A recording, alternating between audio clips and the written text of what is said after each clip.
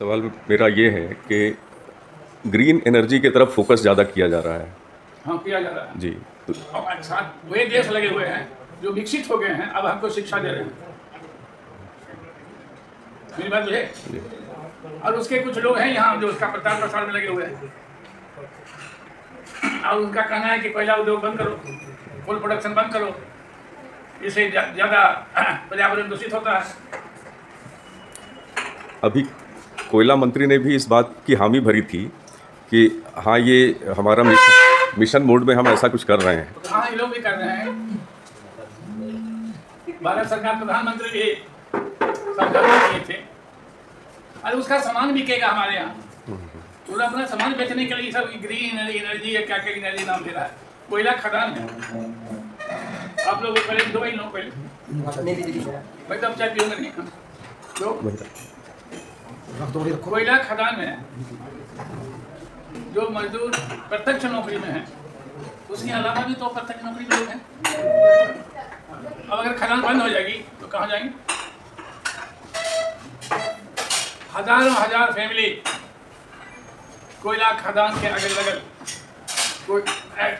कोयला उत्पादन पर अपनी जिंदगी बिता रहे हैं। अब कहते बंद कर दो। ग्रीन एनर्जी का सवाल है, कोयला प्रदूषण पैदा करता है। अभी तो हम ज़्यादा कोयलरियाँ खोल रहे हैं, आप कहते हैं बंद करने की बात।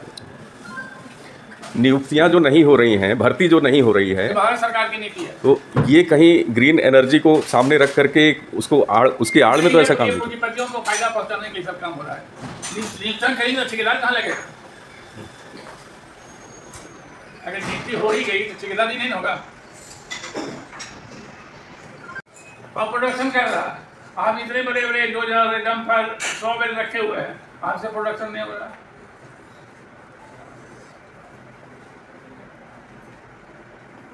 अच्छा, इनकी खरीदी को लेके भी सवाल उठता है कि जब कर्मचारी नहीं है, ऑपरेटर नहीं है, और भारी भारी मशीनों की नई मशीनों की खरीदी की जा रही है, तो इसको भी क्या माना जा सकता है कि ये भ्रष्टाचार के लिए हो रहा है? मैंने कहा था एक मीटिंग में कि कोयला उद्योग पहले था लेबर ओरिएंटेड, यहाँ मजदूरों की संख्या अधिक थी। अब यह हो गया कैपिटल ओरिएंटेड, अब यहाँ पूंजी लग रही है।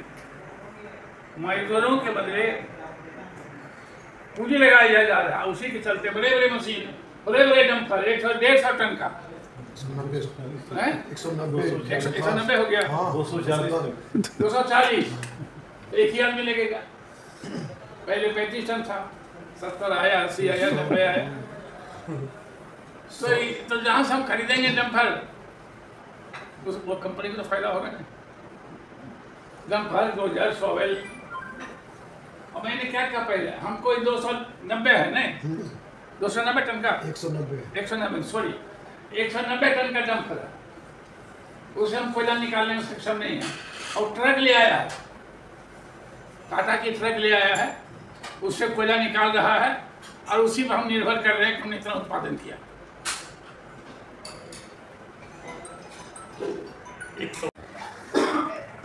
निजीकरण की आप चिंता कर रहे हैं, पूरे निजीकरण का सभी 10 यूनियन जो है देश के चिंता कर रहे हैं, उसको लेकर के आगे आंदोलन है। ये ओबी कंपनियां जो हैं, आउटसोर्सिंग एजेंसीज, ये आउटसोर्सिंग एजेंसियों को लेकर के आपकी क्या राय है? आउटसोर्सिंग गलत है, नहीं होना चाहिए। ये शोषण करता है मजदूरों का। वेलफेयर नाम की कोई चीज़ नहीं है, मेडिकल नाम की कोई चीज़ नहीं है, शिक्षा नाम की कोई चीज़ नहीं है। ज़्यादा काम कराता है, कम पैसा देता है। आउटसोर्स कंपनियां मूल रूप से भ्रष्टाचार पर टिकी हुई है, शोषण पर टिकी हुई है।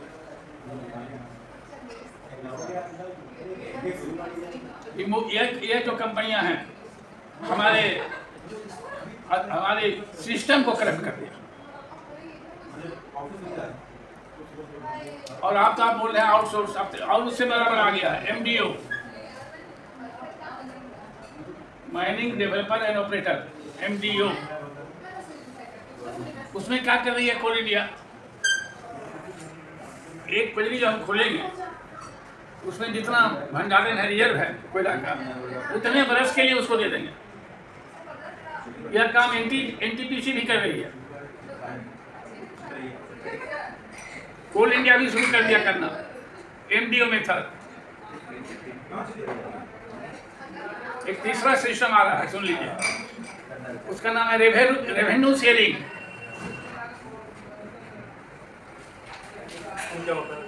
बता रहा हूँ, बहुत ऐसी क्वालिटियाँ हैं जो बंद है, पहले चलती थी, बंद होगी। उसमें कोयला है, कोल इंडिया उस कोयले को नहीं निकालती, उसको उन्होंने ऑप्शन कर दिया।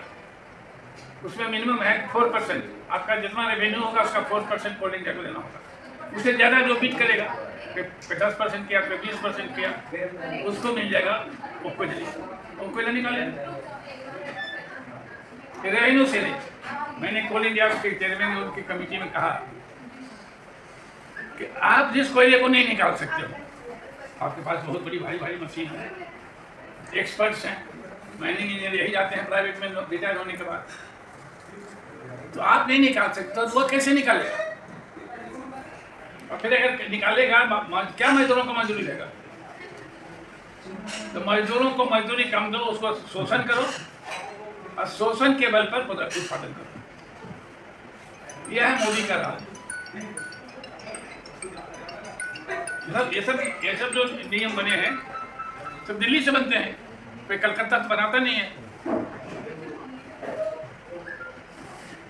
इसलिए मैंने कहा कोयला उद्योग पहले इसका निजीकरण था, जो स्टेज में यह सरकारी हुआ, जब कोयला उद्योग सरकारी हो गया, अब उसी कोयला उद्योग को धीरे धीरे निजीकरण की ओर, डीनेशनलाइजेशन, गैर सरकारीकरण की दिशा में कोयला उद्योग चल पड़ा है।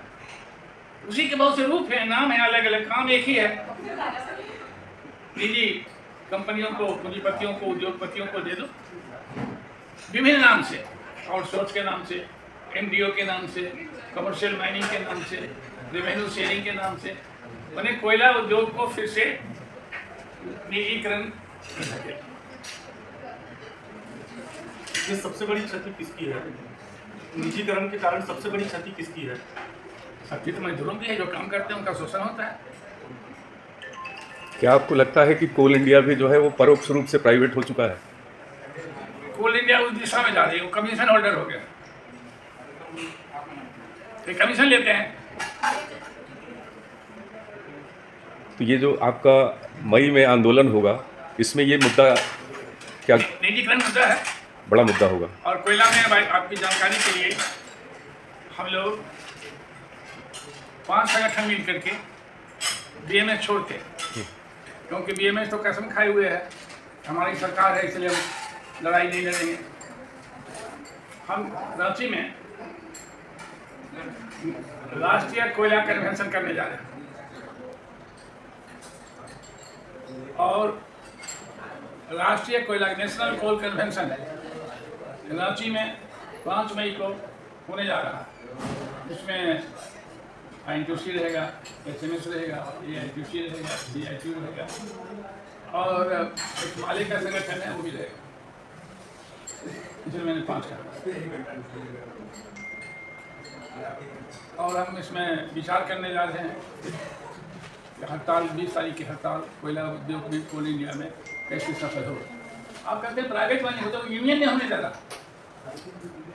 जहाँ जहाँ कमर्शियल माइनिंग है, या जहाँ जहाँ आउटसोर्स है, या एमडीओ है, वहाँ ट्रेड तो होता नहीं है। वहाँ क्या हो रहा है कोई जानता है? सारी जाली काम है।